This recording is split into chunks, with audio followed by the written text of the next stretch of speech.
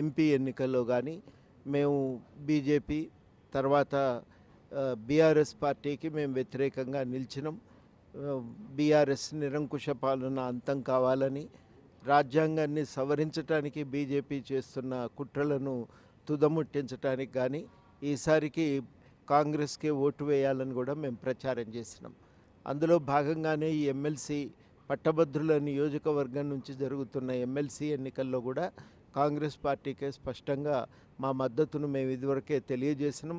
కింద మా పార్టీ సభ్యులు కూడా వారికి కాంగ్రెస్కు అభ్యర్థికి ప్రచారం చేస్తున్నారు. తీన్మార్ మల్లన్నకు కాంగ్రెస్ పార్టీ గెలుపు కోసం ఎక్కడికక్కడ వాళ్ళందరూ కూడా కృషి చేస్తూ ఉన్నారు. ముఖ్యమంత్రి గారి ఆహ్వానం మేరకు మేమందరం కూడా ఇవాళ ఇక్కడ ముఖ్యమంత్రి గారి నివాసంలో అన్ని పార్టీల వాళ్ళం కలిశాము. అంతకుముందే కాంగ్రెస్ పార్టీ ఆహ్వానం మేరకు కాంగ్రెస్ పార్టీ అభ్యర్థి అయినటువంటి తీన్మార్ మల్లన్న గారిని గెలిపించడం కోసం ఇటు సిపిఐగా మా పార్టీగా అలాగే మాకు సంబంధించినటువంటి అనేక ప్రజా సంఘాలు ఉన్నాయి. ఏఐటీసీ, విద్యార్థి, యువజన, మహిళ అన్ని సంఘాల నుంచి కూడా మనస్ఫూర్తిగా కాంగ్రెస్ను గెలిపించాలనే లక్ష్యంతో తీన్మార్ మల్లన్న గారు కాంగ్రెస్ అభ్యర్థి కాబట్టి పార్లమెంట్ ఎన్నికల్లో బీజేపీకి వ్యతిరేకంగా ఇండియా కూటమి ఒకటి ఏర్పడి ఉన్నది.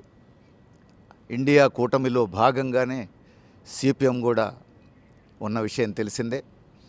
దేశవ్యాప్తంగా బీజేపీకి వ్యతిరేకంగా చేస్తున్న కృషిలో భాగంగానే తెలంగాణ పార్లమెంట్ ఎన్నికల్లో కూడా ఇండియా కూటమిలో భాగంగా ఉన్నటువంటి కాంగ్రెస్ పార్టీకి మద్దతునిచ్చిన విషయం కూడా తెలిసిందే. ఇప్పుడు ఈ ఉప ఎన్నిక విద్యార్థికులకు సంబంధించింది, పట్టభద్రులకు సంబంధించింది. చదువుకున్న వాళ్ళు, పట్టభద్రులు మరింత లోతుగా ఆలోచించాల్సిన అవసరం ఉంది.